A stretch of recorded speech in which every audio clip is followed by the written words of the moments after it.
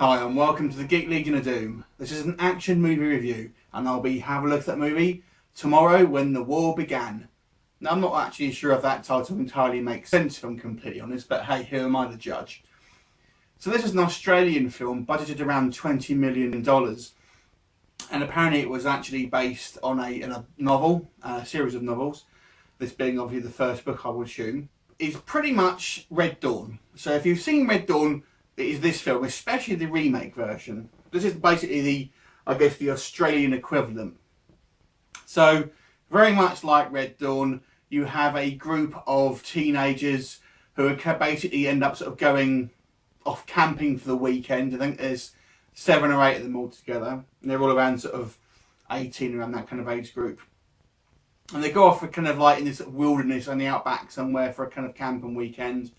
And whilst they're there, basically there's a kind of coalition of Asian forces basically invade Australia and pretty much take it over, very much like, especially obviously the remake version of Red Dawn. And then basically these teenagers come back to the sort of the real world, if you like, and sort of find out what's actually happened, and then have to kind of both survive in this sort of wilderness and also try and kind of fight back using sort of guerrilla tactics. So it really is the same formula that you've seen in Red Dawn. So what's it like compared to Red Dawn? Well, it still doesn't touch the original if you ask me, but I guess it's a comparable piece to the remake. Obviously this is going to be a lower budget film. It doesn't really have any names you're going to kind of recognise here. So the positives on this film, I actually think it's a well-made film. It looks, really good. The production values look, decent. Some of the sort of explosions and set pieces look very, very impressive, I have to say. And there's some fantastic sort of action scenes in there. The acting, I think, is kind of pretty decent, to be fair. I have some issues with the script, as I'll come on to in just a second. So some of the characterisation I have some issues with, but I don't think the acting of it is the problem here. And I get the impression this film is maybe made for a younger audience. So the issues of this film, there's 2 major issues I have with this movie, and that isn't that it's basically just exactly the same film as Red Dawn. That's completely separate. So the main issues I have with this film, number 1, the characters. The characters here are massive stereotypes. I mean, they've literally gone, okay, let's have one of each kind of subcategory of teenage angst that you can get. You've kind of got the sort of the dumb blonde, the sort of like the rich dumb blonde. You've kind of got the kind of the bad boy. You've got the sort of the religious girl. You've got the stoner. It really is like this sort of real kind of like obvious sort of cross section of kind of teen sort of types you've got in here. They all act very much in that sort of archetype.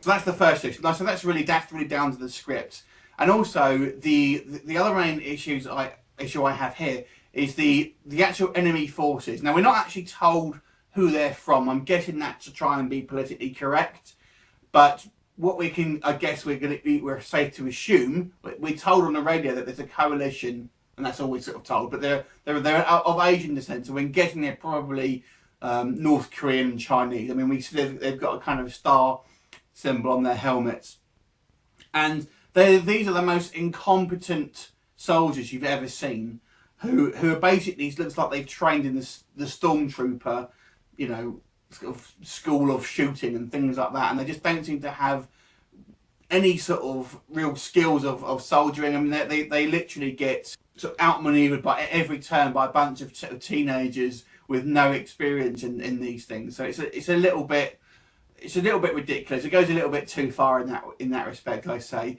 And overall, I think that coupled with the other issue that I have, this makes this film a dumb film, unfortunately.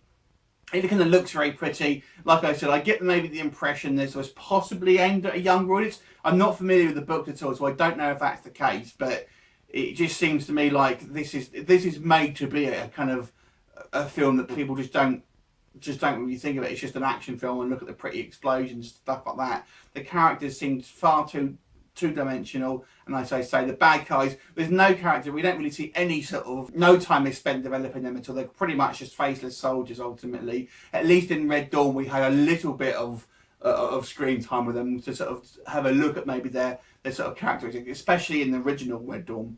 So unfortunately, this makes it a fairly dumb film. It's not that it isn't entertaining. It's just all surface, basically all surface stuff. If that makes sense.